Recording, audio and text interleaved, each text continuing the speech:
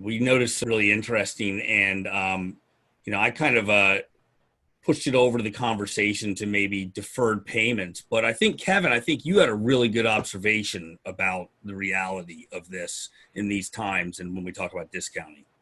Yeah, and I think that when you are really building a good relationship with your customers, it goes beyond the financials. And so, it's very hard for someone to say that, like, I'm not going to bend over backwards and help my customers when they need them. Because if you're not, then are you really a partner in business, right? And so, for the customers that are struggling, I wouldn't be so worried about, like, withholding your value at the moment. Your value is and at this point, it could be in your flexibility. It could be in, the humanity side of it, and who you are as a person.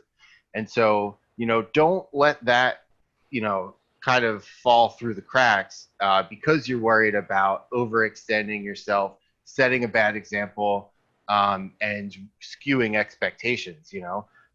I would rather my expectation have to be adjusted from a pricing standpoint than having to be adjusted from a personal standpoint, because that's much harder to come back from. If my customer thinks that I'm a bad person, that's a lot worse than them thinking that I'm cheap, right? You know what? Yeah, Kevin, that's my thing is I'm not going to draw a lot of hard lines if I'm an MSP owner at this moment. I'm going to be working with people, and especially if I have a long-term relationship with a client, I'm going to find a way to work it out. And hey, you know what? Maybe I miss a couple months from them and maybe I don't recoup that, but I keep that client, and my actions allow them to keep their business and restore it to where it was. That's what matters here. So the fact is we can say no discounting or whatever along the path, but we're actually going to make the decisions on an individual basis for what's best for a combination of us and our clients and the relationship.